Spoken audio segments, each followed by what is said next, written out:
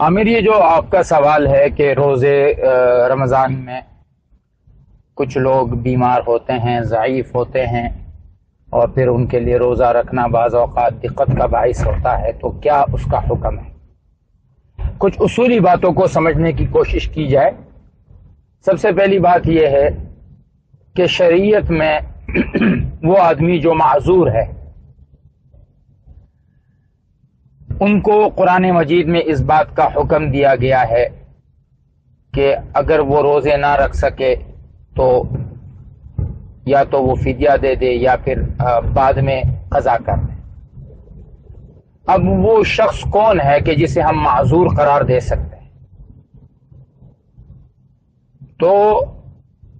شریعت کہتی ہے کہ ہر وہ شخص کہ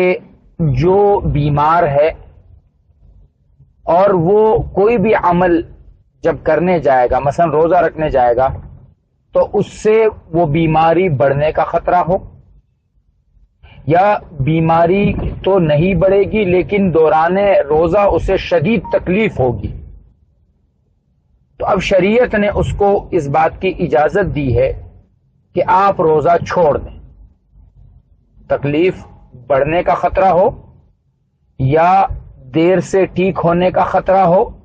یا پھر دوران روزہ شدید تکلیف ہوتی ہو، جیسے آپ نے کہا کہ وہ بے ہوش ہو جاتے ہیں یا انہیں ہاسپٹل میں ایڈمٹ کرنا پڑتا ہے، تو ان تمام صورتوں میں شریعت نے اسے معذور قرار دیا ہے۔ اور یہ ان لوگوں میں ہے کہ جو طاقت نہیں رکھتے ہیں، اور ان کو شریعت نے کہا کہ آپ فدیہ ادا کرو۔ اب فدیہ کیا ہے، اور فدیے کے بعد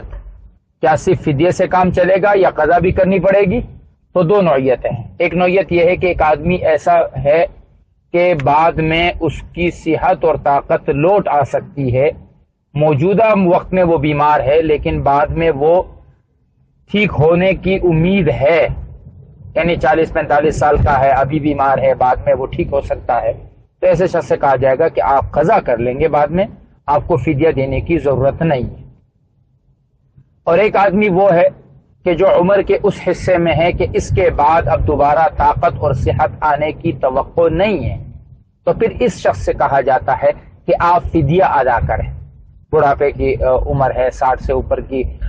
حالت ہے، یا بیماری ایسی ہے جیسے اللہ حفاظت فرمائے، بعض لوگوں کو استما کی بڑی شدید بیماری ہو جاتی ہے، بعض لوگوں کو ہارٹ کا ایسا مسئلہ ہوتا ہے عمر کے اس حصے میں، جسمانی طور پہ زیادہ کمزور ہوتے ہیں، بعد میں اس بات کی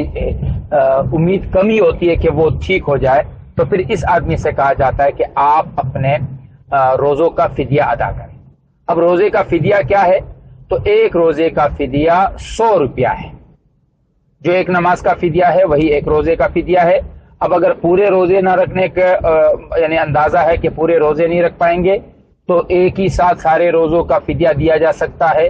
ایک ایک کر کے بھی دیا جا سکتا ہے، یا یہ دیکھتے ہیں کہ جی جس دن روزہ رکھ لیا اس دن نہیں دیں گے، جس دن نہیں رکھا دے دیں گے۔ یہ ساری صورتیں جو ہیں وہ ان حالات میں ان تمام صورتوں کی ان کے لیے گنجائش موجود ہے۔